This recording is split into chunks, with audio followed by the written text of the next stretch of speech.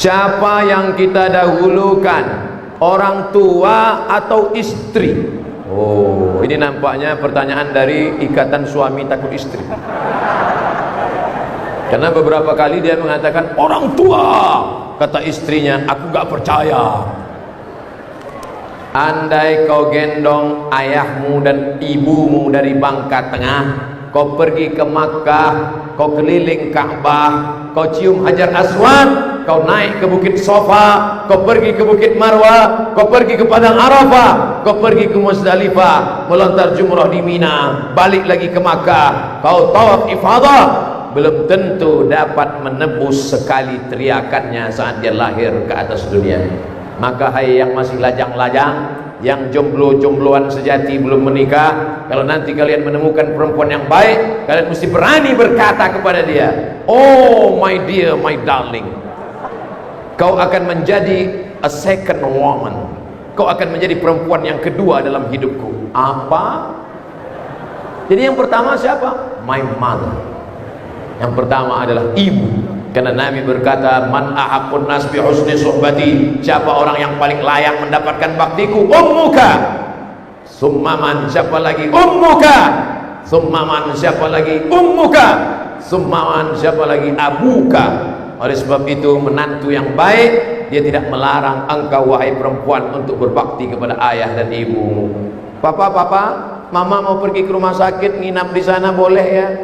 Jangankan kau nginap semalam, sebulan pun kau pergi, karena kau ketemu aku setelah kau dewasa. Adapun makmu, 2 jari tapak kakimu, sejengkal panjangmu, digendongnya engkau.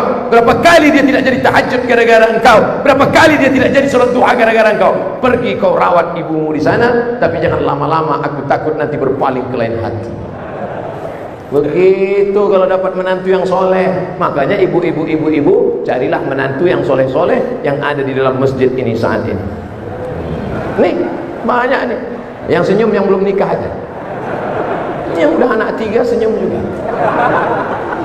Boleh. Tabassumika fi wajhi akhika shadaqah. Senyummu ke wajah saudaramu adalah sedekah.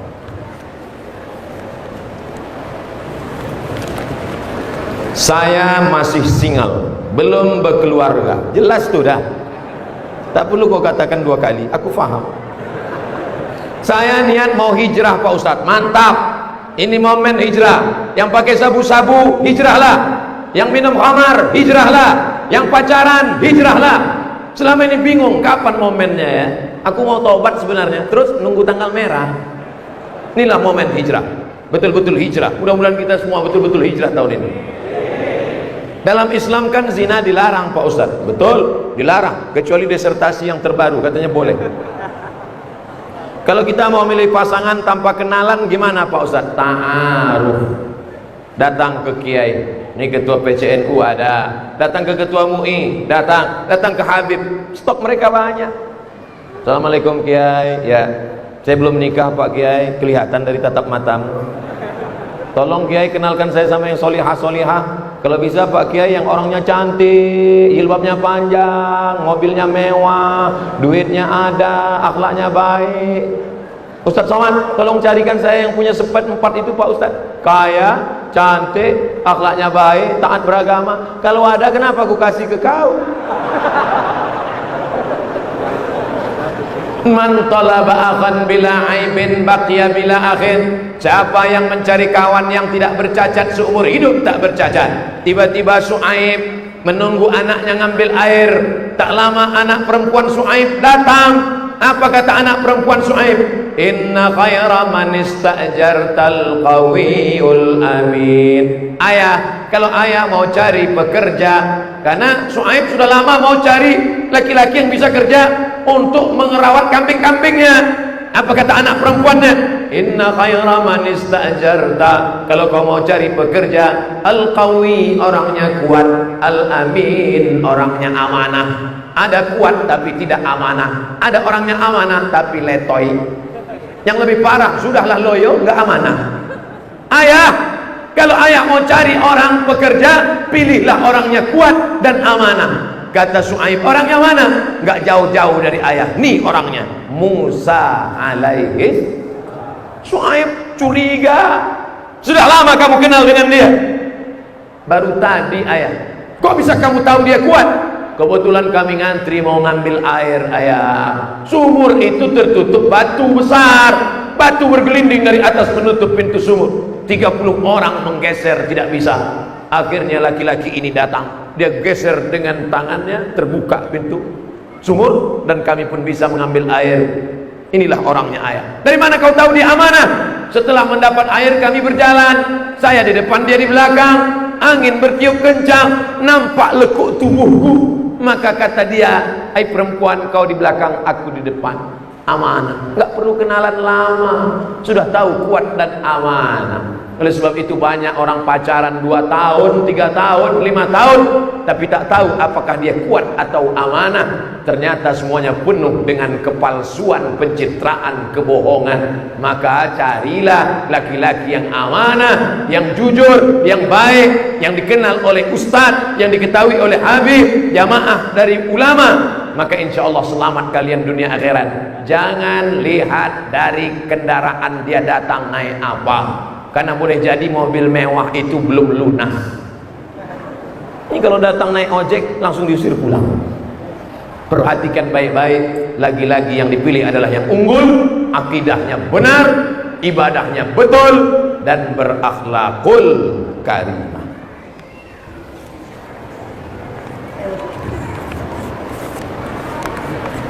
Apa maksud kalimat ini?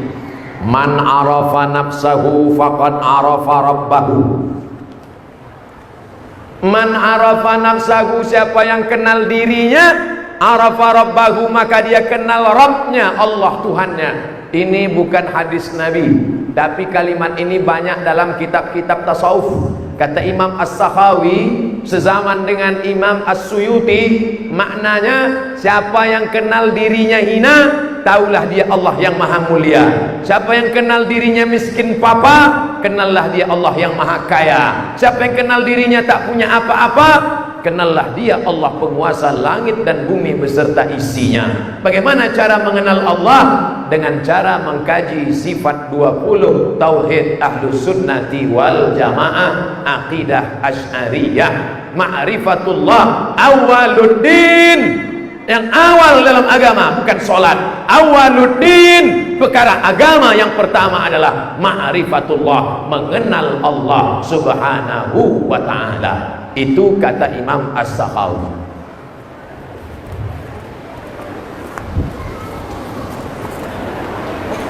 Saya mau tanya, seorang perempuan saat itu masih berstatus istri orang. Perempuan statusnya istri orang.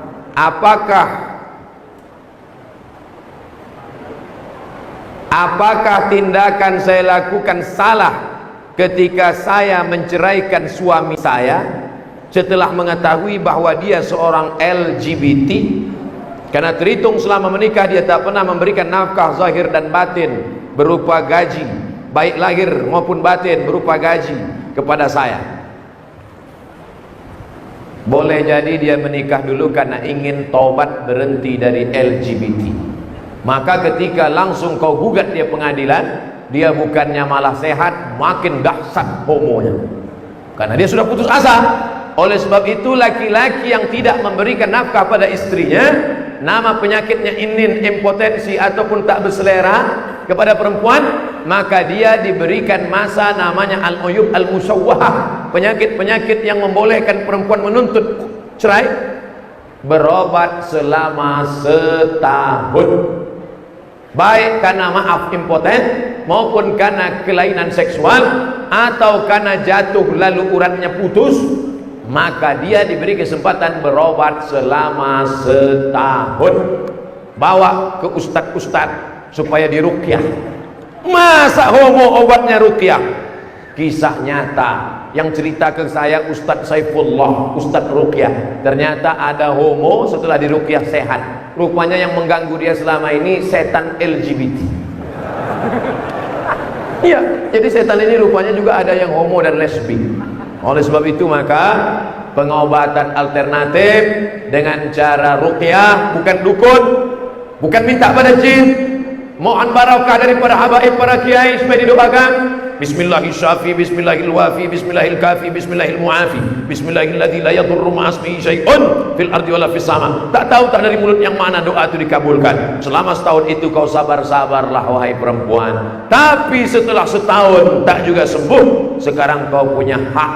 Kalau laki-laki menceraikan namanya tolak, kalau perempuan menggugat namanya khulu', kalau hakim yang memisah namanya fasakh. Sekarang dia tidak menggugat, tapi engkau yang menggugat. Saat itu kau tulis pengaduan ke hakim, ini tidak bisa memenuhi kewajiban. Tapi rupanya selama setahun itu tumbuh bunga-bunga kasih sayang dalam hatimu. Akhirnya kau tambah masa untuk mengobatkan dia.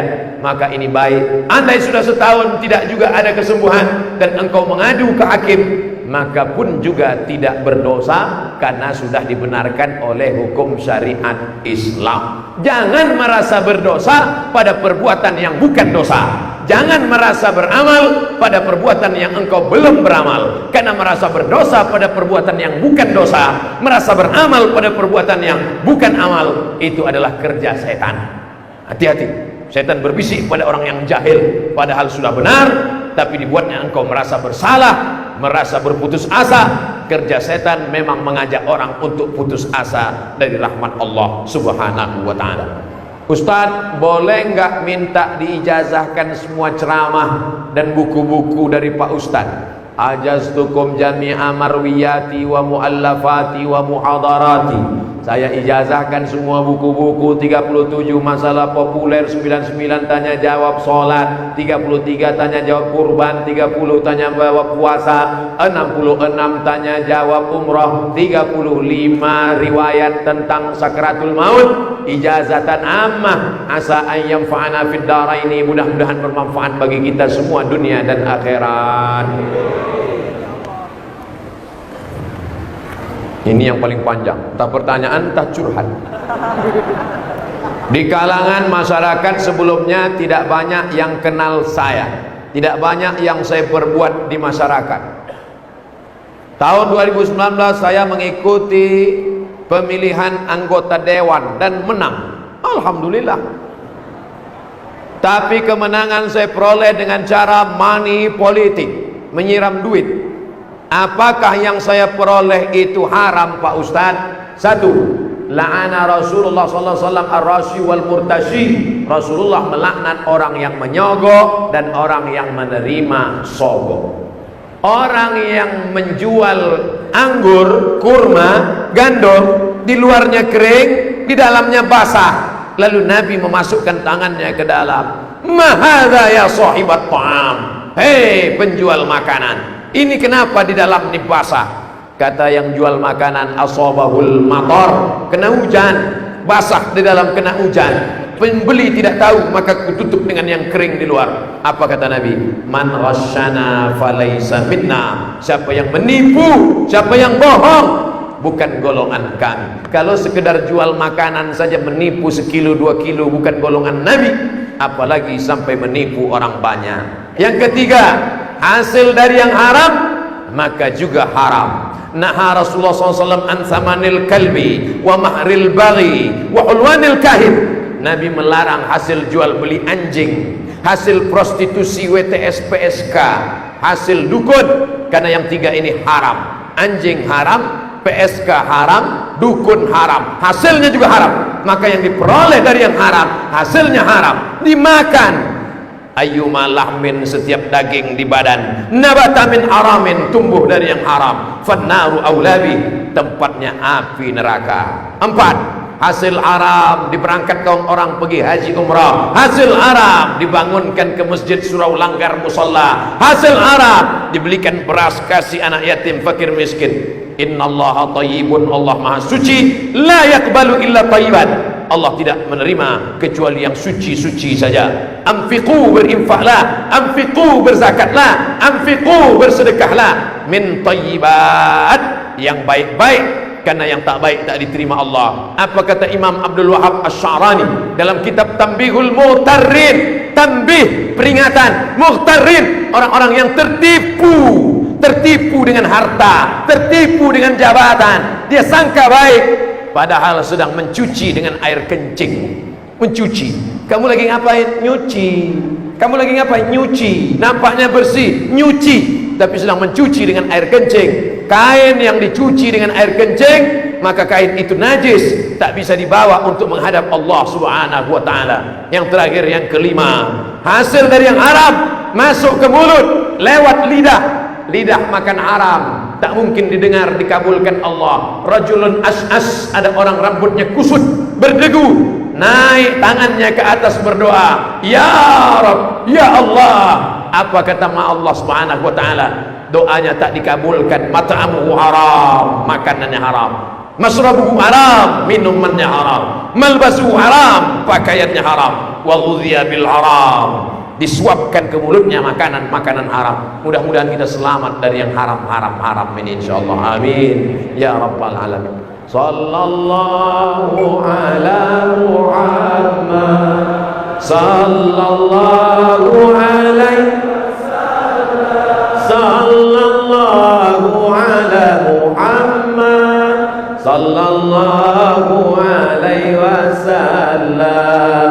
Ya Nabi salam alaika, ya Rasul salam alaika, ya Habibi salam alaika, salawatullah alaika. Innallaha wa malaikatahu yusalluna 'alan nabi ya ayyuhalladzina amanu sallu 'alaihi wa sallimu taslima. Allahumma salli 'ala sayyidina Muhammad wa 'ala ali Muhammad. Allahumma salli 'ala sayyidina Muhammad wa 'ala ali sayyidina Muhammad. Allahumma salli 'ala sayyidina Muhammad wa 'ala ali sayyidina Muhammad. Allahumma inna natawassalu ilaika bi jahi nabiyyika Muhammad sallallahu alaihi wasallam.